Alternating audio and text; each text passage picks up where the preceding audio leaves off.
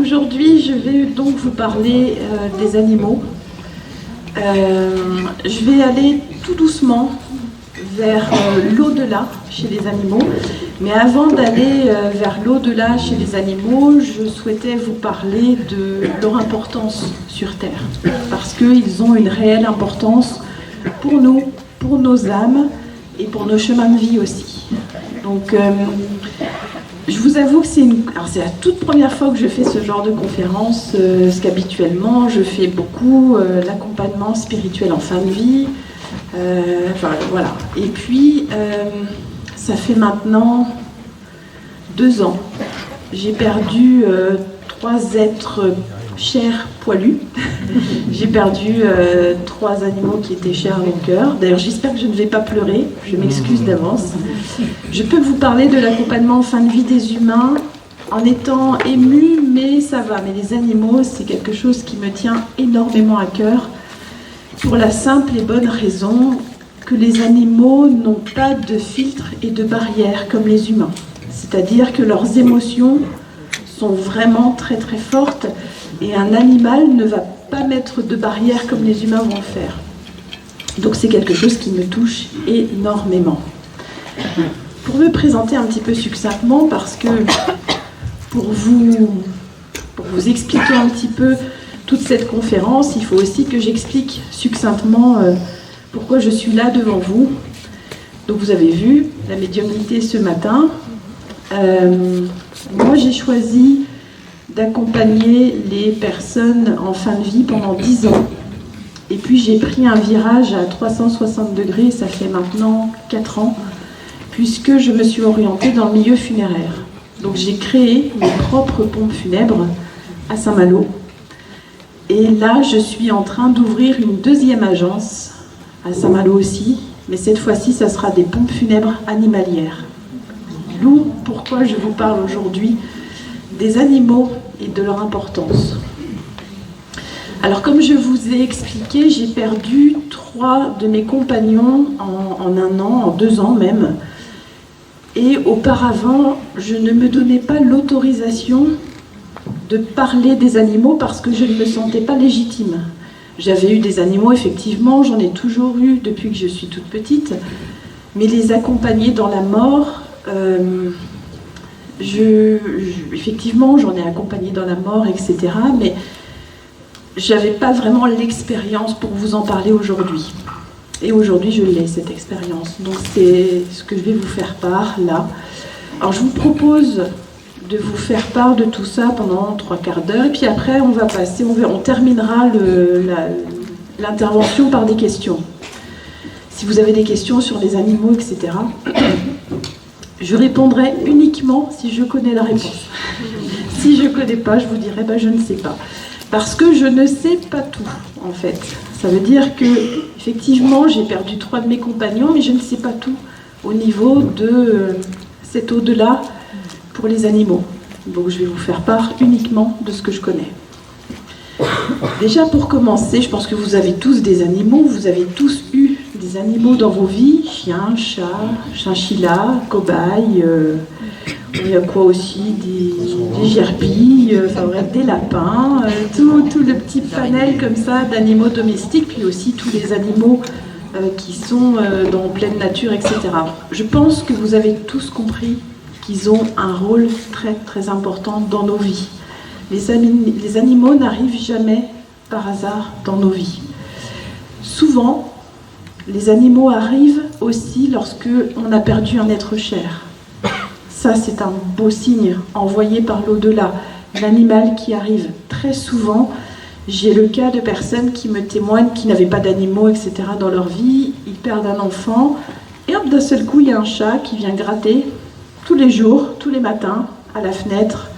Et ce chat, un jour, il devient le chat de la maison. Ça, c'est une première chose. Les animaux sont vraiment en lien direct avec nos invisibles. C'est clair, net et précis. Pourquoi ils ont un lien avec nos êtres invisibles? Parce qu'ils ont cette 6e sens qui est exacerbé chez eux. Ils voient et ils entendent le monde de l'invisible. Donc ça veut dire que quand un animal arrive par hasard dans votre maison, ce n'est pas un hasard. Bien souvent, c'est un signe. On va retrouver ça aussi avec les oiseaux. Très très souvent, les oiseaux sont hyper réceptifs au monde de l'invisible et ils prennent très très chaleureusement le rôle de messager, vraiment. Et là aussi, les signes avec les oiseaux, etc., ce sont des signes que nous, vivants, nous percevons de nos proches qui sont partis. Pour en revenir à nos animaux de compagnie que nous allons choisir. Alors, je ne sais pas si c'est nous qui les choisissons ou si c'est eux qui nous choisissent. Parce qu'au final, il n'y a jamais de hasard, encore une fois, vous l'avez compris, dans leur apparition. Je vais vous parler de ma chienne Uméa, j'espère que je ne vais pas pleurer. Ma chienne Uméa, je l'ai eue pendant 16 ans dans ma vie. C'est une épagnole breton. Elle est partie, ça va faire 2 ans, jour pour jour.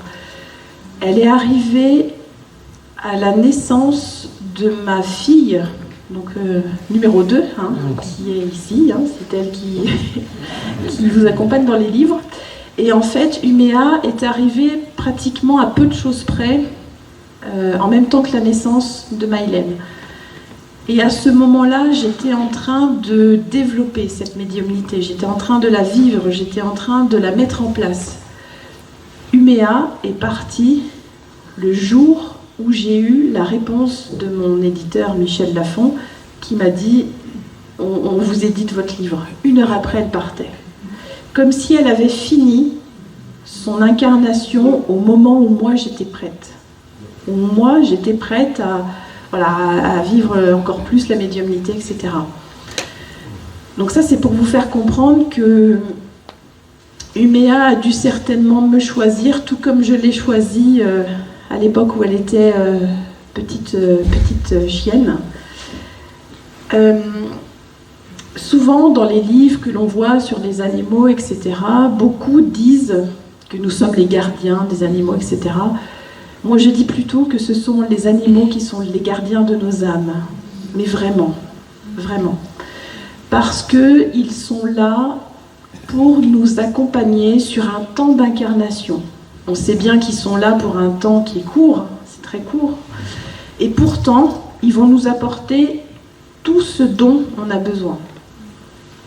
Ça peut être de l'amour, ça peut être de l'affection, ça peut être du fil à retordre aussi, quand on a un chien qui est tout foufou. Mais en tout cas, il y a toujours une raison dans cette incarnation, le pourquoi il vient. Et c'est eux qui sont le gardien de notre âme, parce que c'est eux qui parfois nous protègent aussi, énergétiquement, très très souvent. Ce sont des vraies éponges. Ce sont des vrais récepteurs de nos émotions.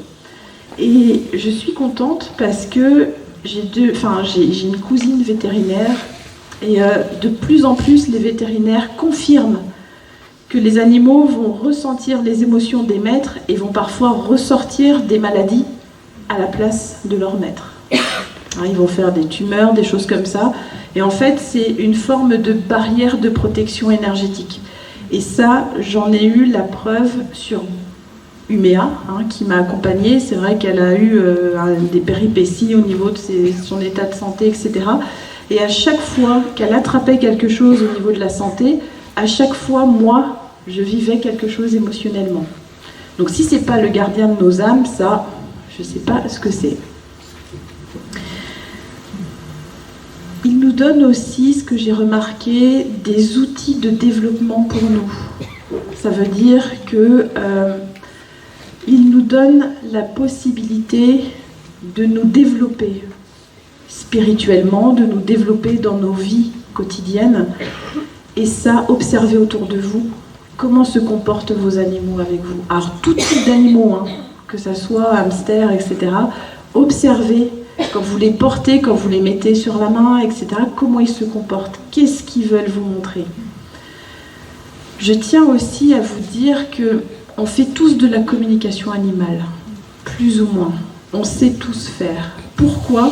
Parce que ce sont les animaux, ils sont tellement connectés avec nous que c'est eux qui communique avec nous. On a juste, nous, à ouvrir notre cœur, à ouvrir notre perception et simplement à écouter. Et en fait, on se rend compte très vite que c'est eux qui communiquent avec nous. Donc, il suffit que vous ouvriez un petit peu les oreilles, etc. Et je suis sûre que chacun d'entre vous a plus ou moins vécu une communication avec un animal. Alors, au niveau médiumnique, on a des animaux qui sont un peu plus spécialistes, on peut dire ça comme ça, en termes de médiumnité. Et on va retrouver ça chez les chevaux, on va retrouver ça chez les dauphins, on va retrouver ça aussi chez le chat, qui est super intuitif et super médium. Alors, je vous donne 3 exemples pour vous faire comprendre que on a des espèces animalières qui sont un peu plus médium, c'est comme les humains en fait. Voilà. Il y a une sorte de perception, de spiritualité, de taux vibratoire qui est plus exacerbé chez certaines races. Chez je vais y arriver. 1, 2, 3. Chez certaines espèces. Donc essayez, pour vous faire comprendre un petit peu ce que je suis en train de vous faire part, la prochaine fois que vous voyez un cheval ou quoi, n'hésitez pas à lui caresser comme ça, entre les yeux, là, au niveau de son 3e œil, et je suis sûre que vous allez capter, ne serait-ce que le temps d'un instant, une émotion. Une émotion, un message ou quelque chose, parce que les chevaux sont super connectés à nos émotions et à cette subtilité. Donc vous avez bien compris, encore une fois, pourquoi je dis que ce sont les gardiens de nos âmes. Parce qu'encore une fois, ils sont là pour nous faire cheminer, pour nous faire comprendre les choses. Ce sont aussi des très très grands, comment dire, ils mettent en garde facilement, cependant nous, on ne sait pas forcément reconnaître ça. Notamment, lorsque nous sommes chez nous, etc., parfois ils ne veulent pas se coucher à un endroit.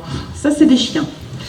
Les animaux, enfin les chiens, parfois ne veulent pas qu'on mette leur panière à tel endroit, et puis ça nous fait rouspéter parce que ça nous arrangerait tellement que la panière soit sous l'escalier au lieu d'être devant la porte. Écoutez-le, s'il n'a pas envie de se coucher sous l'escalier, c'est que certainement, énergétiquement, il sent quelque chose. Les animaux sont très réceptifs aux énergies ambiantes. Je vais vous raconter une histoire que j'ai vécue qui m'a énormément marquée. Alors, c'est pas vraiment de la géobiologie, mais c'est plutôt un contexte émotionnel. J'ai été pendant plus de 20 ans pompier volontaire, donc j'ai vécu des interventions avec les animaux. Pas que pour les sauver, j'ai vécu des interventions avec les animaux parce qu'on intervenait à domicile et que parfois on était face à des personnes qui vivaient seules à domicile avec leur animal, etc. Et notamment, je suis intervenue sur une situation où la personne avait voulu mettre fin à ses jours, donc elle avait mis le feu dans son appartement. Et en fait, nous, quand nous sommes arrivés, l'appartement était en flammes et on n'arrivait pas à ouvrir la porte, etc. Et à un moment donné, on a ouvert la porte. Et le chien, il avait un chien, et le chien s'est vite sauvé. Et en fait, on ne l'a pas revu après, parce qu'il a eu peur et il était en stress, etc. Et son propriétaire qui avait tenté de mettre fin à ses jours avait réussi. Donc on a pris en charge cette personne, on l'a mise dans le SAV, on l'a mise dans l'ambulance. Et puis on attendait que les médecins arrivent pour faire le constat de décès, etc. Le chien est revenu autour de l'ambulance qui était fermée et il a gratté en fait. Toute la porte, il a gratté. Ça veut dire qu'il avait très vite compris que son maître était parti. Ils ont un 6e sens, encore une fois, qui est exacerbé. Ils comprennent tout. Vous n'avez pas besoin de leur parler, ils savent. Alors c'est une intervention qui avait été très très dure pour moi parce que le chien ne nous a pas lâchés. On a dû faire venir la fourrière, etc. pour l'enlever de l'ambulance parce qu'à chaque fois qu'on voulait ouvrir l'ambulance, en fait, il voulait rentrer dedans. Donc ça, c'est des situations assez dures Et pourtant, ça nous montre encore une fois qu'ils ont cette possibilité de nous protéger, de comprendre ce qui se passe, etc., etc. Pour continuer un petit peu dans l'avancement, pour petit à petit arriver vers les animaux dans l'au-delà, je voudrais vous parler de la fin de vie des animaux. Alors c'est dur, c'est là où je peux commencer à pleurer, parce qu'automatiquement, je vais vous dire un petit peu le vécu que j'ai eu avec mes animaux. Et c'est ce qui a été révélateur pour moi. Alors déjà, un animal qui est en fin de vie, il le sait. Il n'est pas dans le déni comme nous, humains, il le sait. Il sait qu'il va mourir. Et ce qui est très impressionnant, c'est le processus qu'il va enclencher. Il va enclencher un processus du mourir. Donc, c'est-à-dire que spirituellement, il va se passer quelque chose au niveau de son âme. Et ça, c'est quelque chose qui est assez... Enfin, moi, ça m'a impressionné. En fait, pour vous resituer les choses, dans les 3 animaux que j'ai perdus, donc j'ai perdu Méa, 16 ans, qui est partie de vieillesse, qui est partie parce qu'elle était arrivée à bout de souffle, à bout de course. J'ai perdu mon chat Lilou, qui est parti du sida du chat. Donc il est parti naturellement, entre guillemets, à la maison. Et puis j'ai eu Crapouille, qui était un petit chien, qui lui a été renversé par la voiture de mon mari. Et ça a été super violent. Il faut savoir que dans le processus de l'animal, donc il sait quand il va mourir, et comme je vous ai dit, il y a le processus spirituel qui se met en place. Il y a le processus aussi contextuel, ça veut dire qu'il y a quelque chose qui se met en place qui fait que l'animal va partir. Pourquoi je vous dis ça? Parce que nous, humains, parfois, on se sent totalement perdus, démunis. Quand, par exemple, on ouvre la portière de la voiture, le chien se sauve et voilà, il y a un accident. Et là, on culpabilise à mort en disant « mais mon Dieu, c'est de ma faute », etc. Mais il y avait un processus spirituel qui était là. Même si l'accident a eu lieu, l'animal, lui, savait qu'il devait arrêter là. Pourquoi je vous dis ça? Parce que, comme je vous ai dit, j'ai perdu Crapouille, qui a été renversée par la voiture de mon mari, donc par mon mari, concrètement, c'est ça. Et je peux vous dire que le jour où c'est arrivé, je lui en ai voulu à mon mari. Alors, je ne lui ai pas dit sur le coup, mais je lui ai fait comprendre que je lui en voulais et je me suis sentie dans une culpabilité énorme. Et en fait, à ce moment-là, j'étais en contact avec Leïla de la Montée. Pour ceux qui ont entendu parler d'elle, c'est une médium qui est vraiment spécialisée dans la médiumnité animalière, donc elle communique avec les animaux. Et je discute avec elle, etc. Et elle me dit, mais ne t'inquiète pas, tu comprendras pourquoi c'est arrivé. Je me suis dit, elle est gentille, mais enfin bon, c'est difficile quand même. Et lorsque le temps est passé, c'est-à-dire 2-3 mois après le décès de Crapouille, je l'ai eu en médiumnité, par rêve. Parce qu'il faut savoir que ce matin et tout à l'heure, vous nous voyez en exercice, là, on parle avec vos défunts, etc. Mais parler avec nos propres défunts, c'est très, très compliqué. Donc ça veut dire que tout ce qui nous touche, nous, on ne va pas recevoir comme on reçoit vos défunts. Donc ça veut dire que même avec les animaux que j'ai perdus, il a fallu un temps pour que je puisse les avoir en médiumnité, et je ne les ai pas comme j'ai pu faire ce matin, je les ai par rêve en fait. C'est-à-dire qu'ils viennent, ils se faufilent par rêve, et puis ils me montrent là où ils en sont. Et en fait, Crapouille est venu me voir peut-être 2-3 mois après son départ, et il m'a dit, mais c'est moi qui étais sous la roue, c'est moi qui ai voulu arrêter cette incarnation parce que c'était maintenant qu'il fallait que j'arrête. Alors je me dis, mais c'est pas possible, un chien qui va se suicider, enfin voilà, c'est quelque chose de compliqué à intégrer quand même en tant que humain. Et j'ai demandé à Leïla de la Montée si c'était quelque chose qui se rencontrait, qui se voyait, et elle m'a dit qu'effectivement, on avait parfois des animaux qui arrivaient à la fin de cette incarnation, ils le savaient, parce qu'ils n'ont pas du tout les mêmes filtres que nous, et de ce fait, oui, certains animaux étaient dans ce processus de traverser une route ou de faire ces choses-là. Alors c'est un petit peu complexe à intégrer, je l'avoue, mais en tout cas c'est ce qui s'est passé pour Crapouille. Donc en fait, les animaux n'ont pas du tout la même compréhension spirituelle que nous, pas du tout. Au niveau de la fin de vie des animaux, c'est beaucoup plus différent que les humains. Ça c'est sûr, mais les animaux vont avoir ce réflexe de mourir seuls. Les animaux sauvages, etc., meurent seuls très souvent. Ils meurent pas en meute en fait. Ils vont s'isoler. Et parfois, on peut observer aussi, notamment chez les chiens, qu'un des chiens va s'isoler de la meute et ne va pas rester avec les autres parce qu'il est malade, parce qu'il n'est pas bien. Je pense que vous avez tous observé ça, que l'animal a besoin de s'isoler. Parce que l'animal, encore une fois, vu qu'il a cette compréhension spirituelle, il va entamer ce processus du mourir tout seul. Donc c'est ce qui va donner le côté instinctif de s'isoler des autres. Je voudrais vous parler d'un sujet un peu compliqué dans le mourir de l'animal, c'est l'euthanasie. Parce que c'est quelque chose que je pense dans la salle on a tous traversé, qu'on va être encore menés à tous traverser. Et la question c'est quand est-ce que c'est le bon moment? Mais là aussi, spirituellement parlant, l'animal vous fait comprendre quand c'est le bon moment. Donc on fait tous de la communication animale, quand vous regardez bien, ça nous est tous arrivé au moins une fois dans sa vie. Je parle là d'euthanasie d'obligation, pas d'euthanasie, tiens, j'ai plus envie de la voir, il a 10 ans, je l'emmène au veto, puis voilà. Alors ça, je n'aborde même pas le sujet, chacun ses convictions, etc.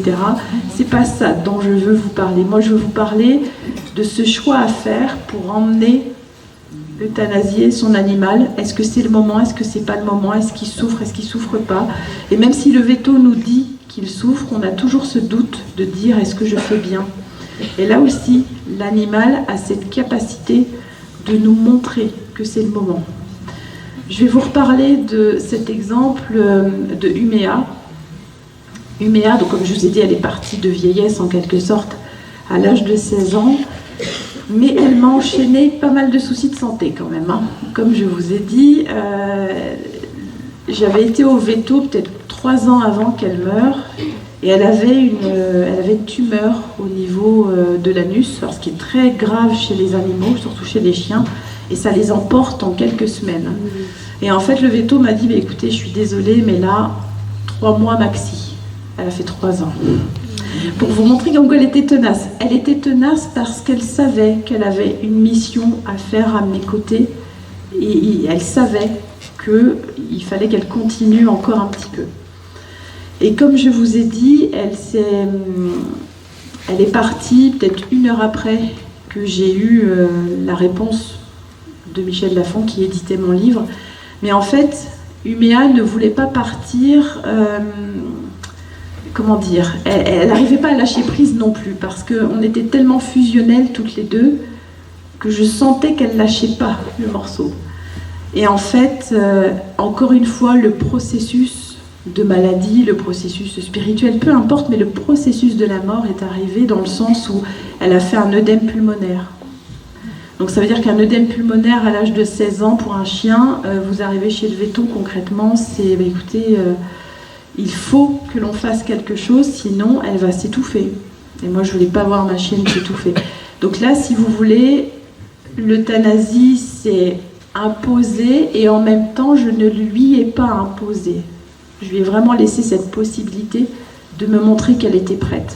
Et en fait, elle m'a montré qu'elle était prête par les symptômes, au final. On ne pouvait plus rien faire au niveau de son œdème pulmonaire. Donc c'est pour vous montrer et surtout pour que vous puissiez déculpabiliser quand vous êtes mené à prendre cette décision. L'âme animalière, elle sait quand c'est terminé pour elle et elle sait vous faire comprendre qu'il est temps pour elle de partir de cette incarnation. Alors, ce qui est assez intéressant, je ne sais pas si c'est le bon terme, mais comme je vous ai dit, j'ai accompagné la fin de vie.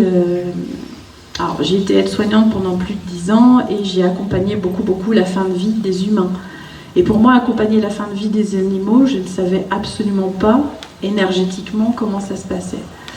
Et en fait, il y a un processus du mourir énergétique au niveau des humains. Il y a un même processus du mourir énergétiquement pour les animaux. Donc ça veut dire qu'il y a exactement ce même processus au niveau physique et au niveau spirituel. Que l'animal parte naturellement ou accidentellement, etc., il y a encore une fois le même process qui se fait. C'est-à-dire que on va retrouver les mêmes centres énergétiques chez les animaux. On parle de chakras chez les humains. Chez les animaux, on va retrouver les mêmes choses.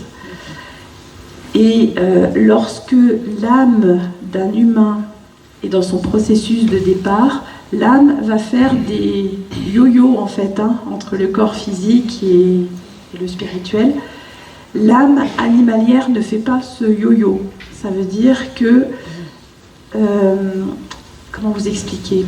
Un animal qui est dans ce processus de départ, l'âme va concentrer toute son énergie et puis à un moment donné, il va avoir ce que l'on appelle la Kundalini qui va s'activer et l'âme va s'extirper définitivement au sommet du crâne, au sommet de la tête. Ça, c'est quelque chose que je n'ai jamais observé chez les humains.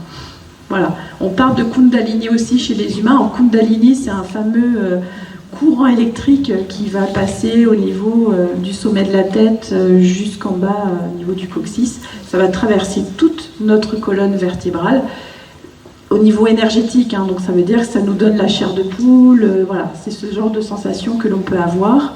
Chair de poule au niveau du dos.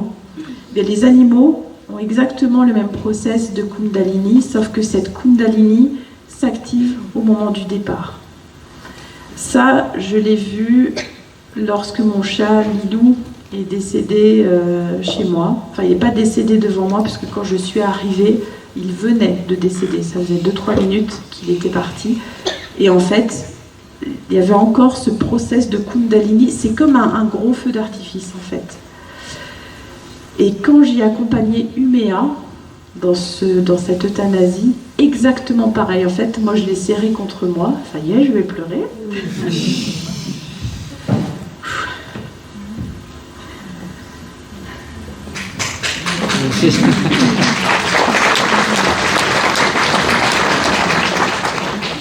Et quand je l'ai serré contre moi, au moment de partir, au moment de son âme est partie au niveau de sa tête, j'ai senti sa petite queue qui se redressait comme ça.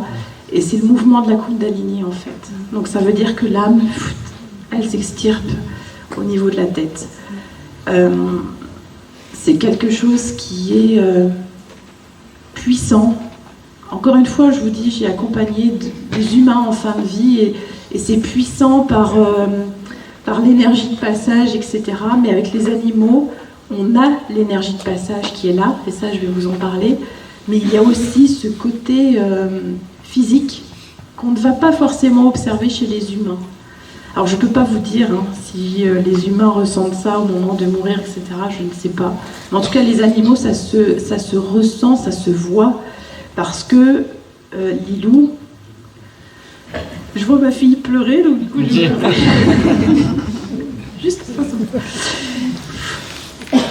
Je vous ai dit, je suis arrivée 2-3 minutes après que Lilou soit parti, et en fait, Lilou, il avait encore sa queue qui était hérissée, signe de Kundalini qui s'était activé en fait. Donc visuellement, ça se voit, vraiment. Au niveau des énergies de passage, c'est assez impressionnant de voir. Alors, il y a les guides des humains qui vont accompagner le passage de la mort, etc. Pour les animaux, c'est exactement pareil. Sauf que ce ne sont pas des guides humains, je ne sais pas si ça se dit, mais ce sont des guides animaliers, c'est-à-dire qu'on a la famille d'âmes, de cette âme animalière qui est en train de partir, qui est là et qui entoure l'animal.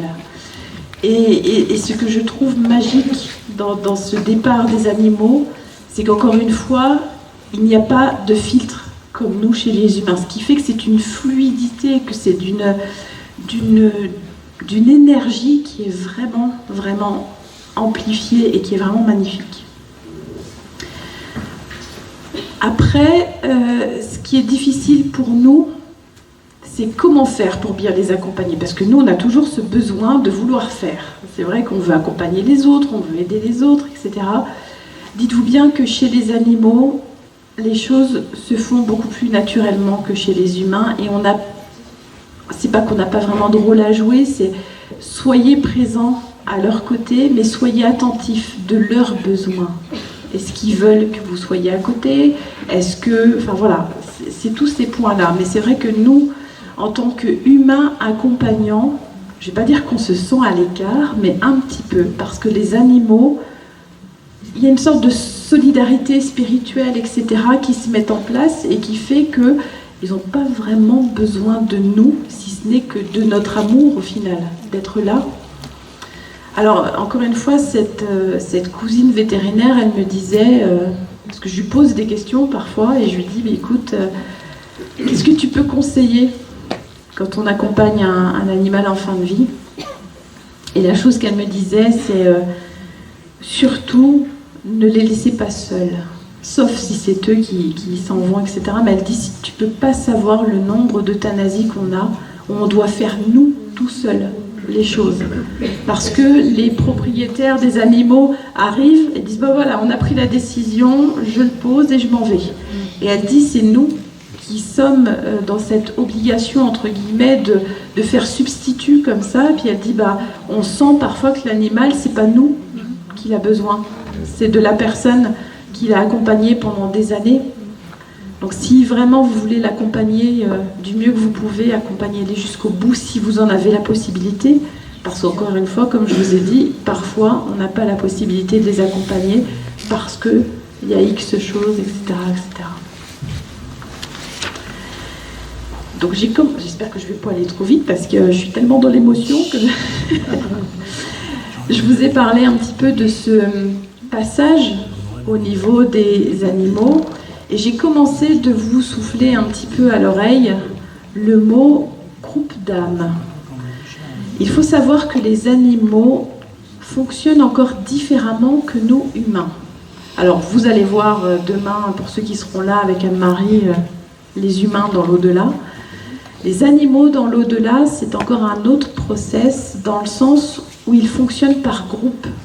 Ça veut dire que tout être vivant sur Terre, en tant qu'animaux sur l'ère animalier, appartient à un groupe animalier. Très souvent, j'ai la question, et les fourmis, et les araignées, et les... Alors, je vous rassure, je crains énormément les araignées. C'est un truc où j'ai une phobie assez importante, et pourtant, je sais que c'est un être vivant, et cet être vivant appartient à un groupe d'âmes. Donc, en fait, de l'autre côté, au niveau des animaux, on va retrouver des groupes d'âmes. Le groupe d'âmes des abeilles, le groupe d'âmes des baleines, le groupe d'âmes, etc.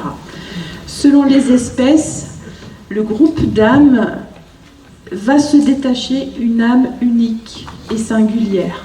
Selon les espèces, je vous dis bien. Donc, c'est-à-dire que chez les animaux type chiens, chats, chevaux, dauphins, etc., tout ce que je vous ai énuméré auparavant, cobayes, hamsters, lapins, on a des individus en tant qu'âme, en fait, une âme singulière. Mais en ce qui concerne les plus petits insectes, enfin voilà, les plus petits animaux, etc., ils ne vont pas se rendre singuliers, ils vont appartenir à un groupe d'âmes. Est-ce que ça va pour vous?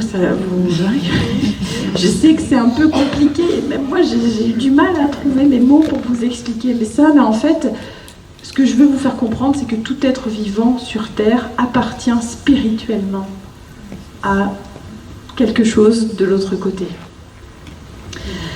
C'est pour ça que lorsque on est en médiumnité, on va voir arriver un cheval, un chien, 2 chats, 3 chats, enfin bref, parce qu'ils ont fait partie de nos vies et qu'ils vont encore avoir ce besoin de se remanifester en médiumnité. Donc ça veut dire que de l'autre côté, ils vont encore avoir ce besoin de montrer qu'ils font partie de nos vies, puisque, encore une fois, ils ont eu un rôle important dans nos vies. Les animaux, de l'autre côté, sont exactement au même niveau que les humains. Donc ça veut dire qu'il n'y a pas de hiérarchie où l'humain, il est, etc. Tout est concentré un peu dans ces sphères célestes. Et c'est pour ça que lorsque nous faisons des médiumnités, on a des animaux. Voilà, c'est parce que les animaux se faufilent. Et il arrive même parfois, on va plus retrouver ça en séance individuelle, on va avoir un animal qui va passer, un chien, et je vais dire à la personne, mais est-ce que vous avez eu, je sais pas, un dalmatien? Ah non, j'ai jamais eu de dalmatien, mais mon grand-père en avait un. Ah, c'est que le grand-père, il n'est pas loin alors. Vous voyez, ça se retrouve en fait. Il suffit que le défunt soit dans l'environnement pour que l'animal soit pas loin. Donc en fait, il n'y a pas de compartiment spécial animaux, spécial humains. Tout est confondu. Et les animaux vont avoir exactement le même besoin de se montrer que les humains.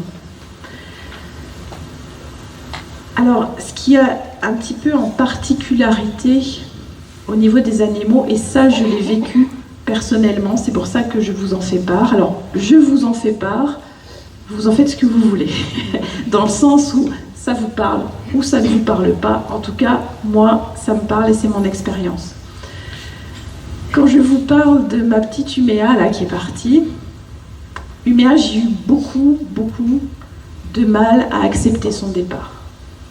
La médium qui vous dit ça et Christelle qui a accompagné plein de gens en fin de vie. Parce que j'ai eu l'impression que l'on m'a arraché un morceau de mon âme. C'est fort ce que je vous dis, hein. Mais parce qu'elle faisait partie de l'incarnation, enfin elle faisait partie de cet animal qui avait besoin de cheminer à mes côtés.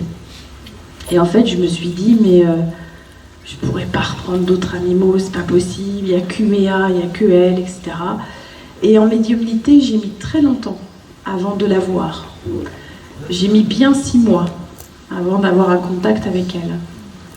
Et en fait, le jour où elle s'est manifestée, par rêve, là aussi, elle est venue dans mon rêve, et je vais pleurer.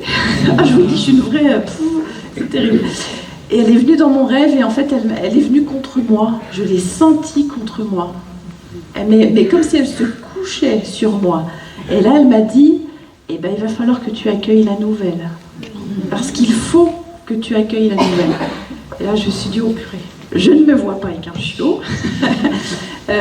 C'est pas possible. Alors, j'ai tout de suite refoulé cette idée en disant, mais c'est pas possible, je veux pas, etc. Et bah, trop tard, hein, la petite graine, elle était semée, hein, dans le sens où elle m'avait transmis l'info et j'étais quand même à l'affût des portées de chiots, etc. Mais non, j'avais beau essayer de chercher, etc., je n'y arrivais pas. Et puis, il n'y a pas très longtemps, j'ai une amie qui tient une association d'aide aux animaux et elle est plutôt orientée vers les aides aux chats, en fait. Elle est plutôt spécialisée dans les chats. Et là, elle diffuse une photo d'une petite chienne, petite pincher, croisée de Jack Russell avec les oreilles tout en l'air comme ça. Et elle dit, bah voilà, on cherche une famille pour accueillir Clochette, parce qu'elle s'appelle Clochette. Et là, je me dis, mon Dieu, que c'est kitsch. Clochette, pour un chat, enfin bref. Mais j'ai eu, et là j'ai entendu Uméa, alors j'ai entendu Uméa, avec une voix humaine. C'est étrange, hein, mais elle m'a pas parlé avec sa voix, elle m'a parlé avec son âme. Et là, elle s'est reconnectée à moi, elle m'a dit, c'est elle. C'est elle. Et là, je me suis dit, c'est pas possible. C'est une chienne qui a déjà 3 ans, elle a 3 ans. Elle est croisée Pincher et Jack Russell, ça va faire quoi comme caractère? Enfin bref. Et en fait, j'ai adopté Clochette. Parce que c'est elle qui prend le relais de Uméa, parce qu'on est aussi fusionnel que Uméa l'était, et que c'est Clochette qui prend le relais de Uméa. Donc en fait, de l'autre côté, les animaux qui sont passés dans cet au-delà nous préparent en quelque sorte, je ne vais pas dire le prochain, mais un petit peu quand même, hein. Ça veut dire qu'il y a la continuité de tout ça. Parce que, encore une fois, les âmes animalières ont une importance dans nos vies, encore une fois. Je sais aussi que l'âme animalière peut se réincarner beaucoup plus vite que les humains et qu'il n'est pas rare de retrouver plusieurs fois dans une vie la même âme animalière. Chien, chat, cobaye, etc., etc. C'est pratiquement, je ne vais pas dire tout le temps, mais en tout cas, c'est quelque chose que l'on va retrouver très, très souvent. Cette sensation de connaître cet animal avec le même regard. Je ne parle pas des habitudes, je ne parle pas de la race. Parce qu'on peut, vous voyez, Clochette, Jack Russell, Pinscher, Uméa, rien à voir. Épagnol breton. Mais, alors c'est pas Uméa que j'ai retrouvé, mais c'est pour vous faire comprendre que ça n'a rien à voir avec le côté matériel, ça a à voir avec le côté spirituel, où l'âme animalière va pouvoir revenir plusieurs fois dans nos vies. Plusieurs fois, ça va être limité quand même, hein, parce qu'il y a quand même une limitation, mais 2-3 fois.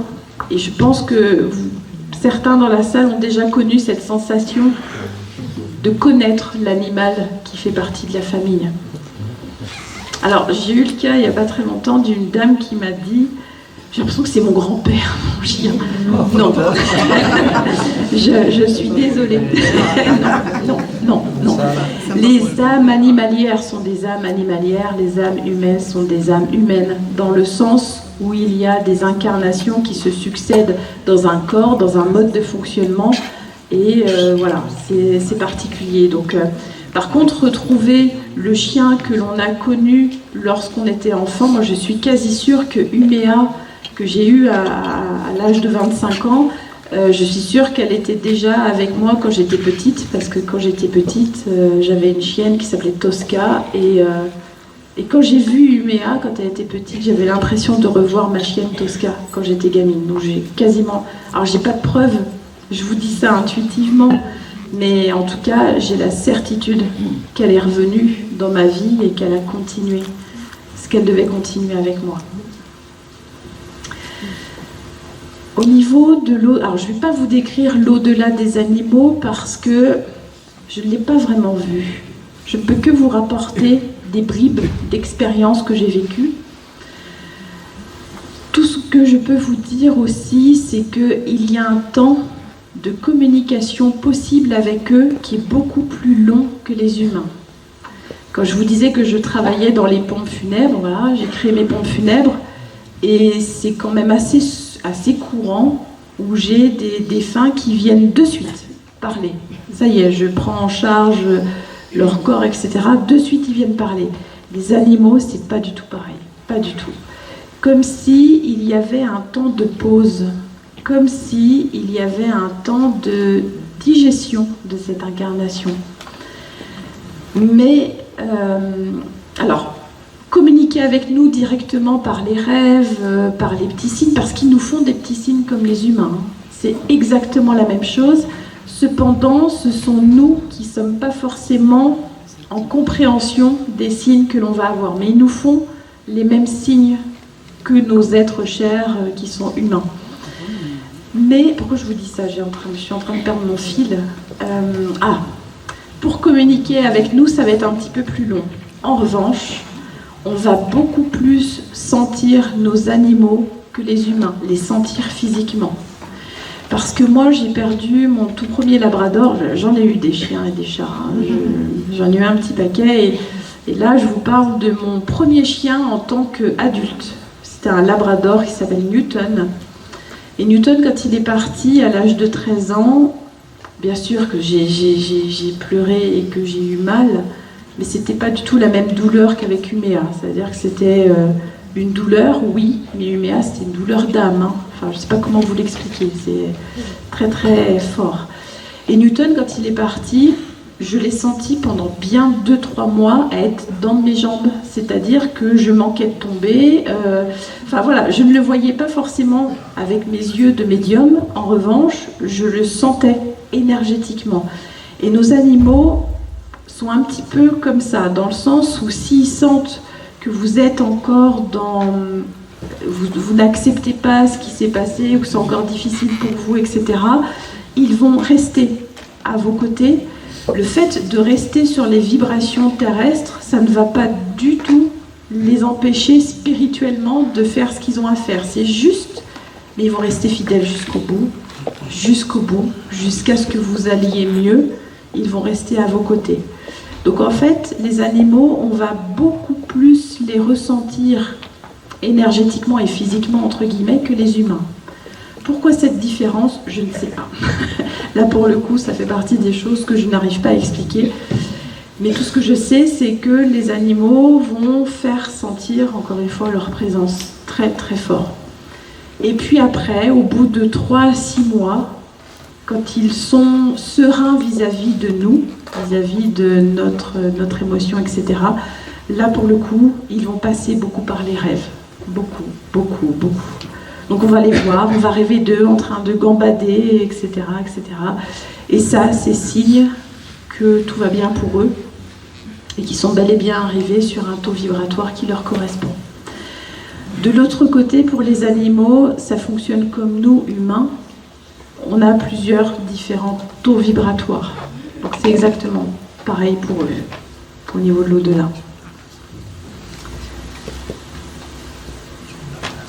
Je suis en train de faire le point sur tout ce que j'avais à vous dire, j'en ai dit pas mal. Je voudrais aborder un sujet qui est un peu tabou dans notre société. Bon, là, on a parlé du départ de nos animaux, de l'importance qu'ils ont dans nos vies.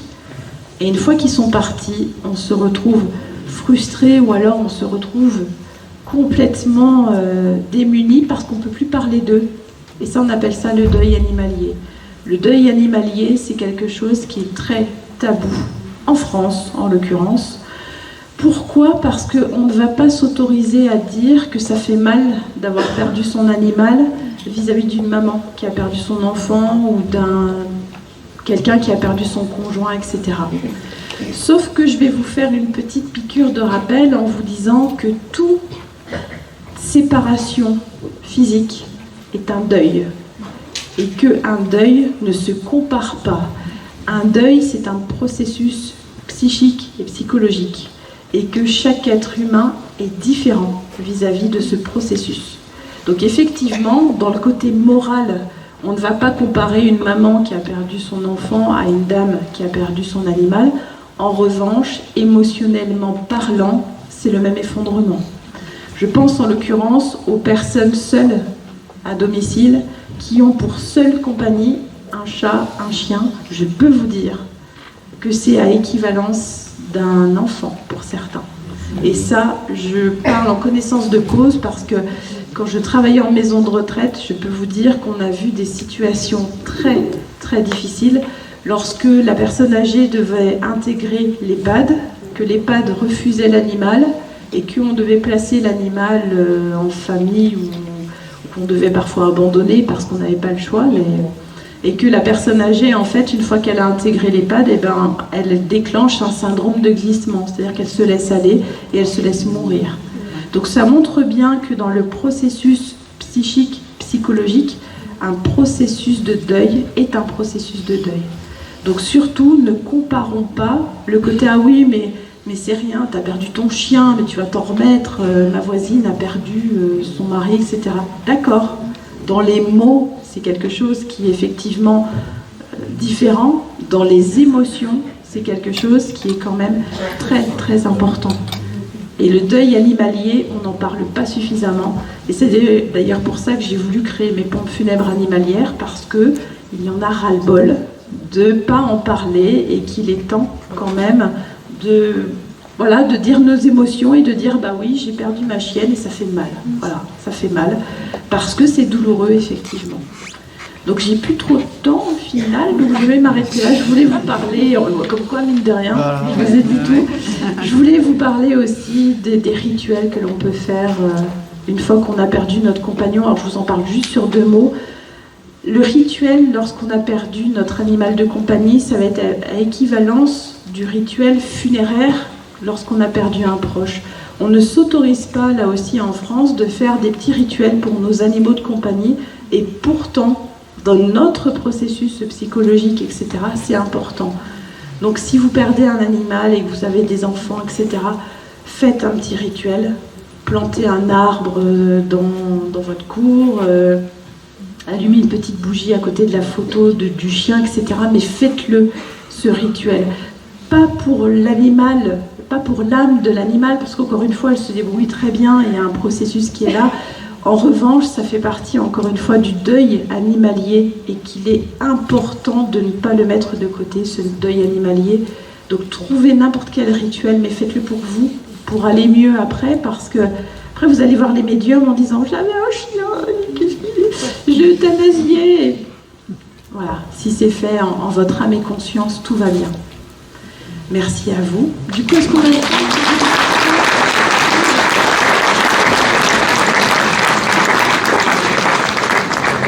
Maintenant, je vais vous laisser vous poser une ou deux questions, puis après, je laisse la place à mes amis qui piétinent.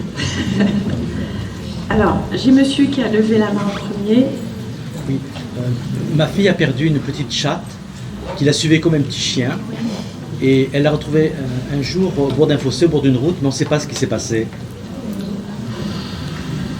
On ne saura pas ce qui s'est passé. Malheureusement, j'ai pas la réponse. J'ai pas la réponse parce que j'ai pas vu ce qui s'est passé et à voir en médiumnité. Si la petite Minette explique tout ça. Monsieur là-bas, je suis désolée, j'aime pas montrer du doigt. C'est pas grave. Donc si je comprends bien ce que vous n'avez pas tout à fait dit, vous ne voyez pas l'âme des animaux comme faisant partie d'un continuum allant de l'homme. Ce que je veux dire.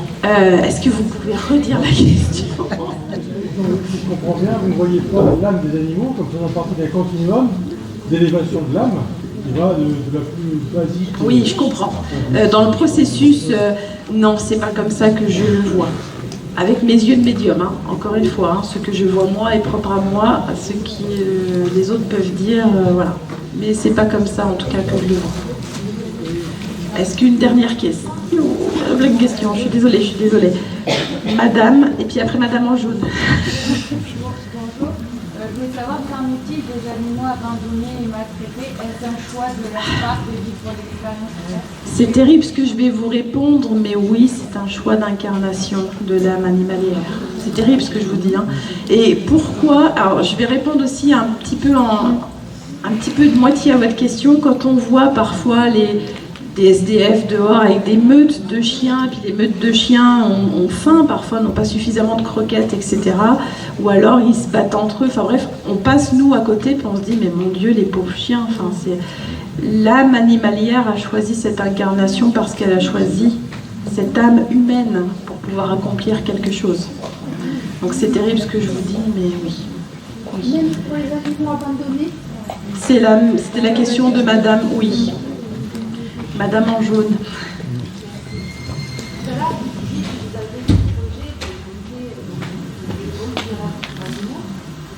Ma question, en fait, moi j'ai perdu un chat entre tout ça il y a quelques temps. Et j'ai fait le choix de le faire incinérer, donc je propose un petit réunion à la maison. Oui. Et ma question c'était, est-ce que c'est la bonne solution? Comment le vit, comment l'animal le vit? Alors je ne vais pas être de beaux conseils là-dessus parce que j'ai gardé tous les cendres de mes animaux. Et pourtant c'est le médium encore une fois qui vous dit ça, hein, et puis qui va dire aux gens dans les pompes funèbres, c'est interdit bien entendu. Sauf pour les animaux, c'est pas du tout la même législation que les humains. Attention, hein, les humains c'est pas du tout autorisé. Les urnes animalières c'est autorisé. C'est vraiment à vous et vous seul de choisir en votre âme et conscience ce qu'il est bon et juste de faire. C'est pas à moi de vous dire il faut que... Parce qu'il faut faire plein de trucs, hein, mais dans la réalité émotionnelle, je vous dis, moi j'ai encore regardé les urnes de mes animaux, hein, donc voilà. Mais écoutez, on va s'arrêter là parce que les deux amis avant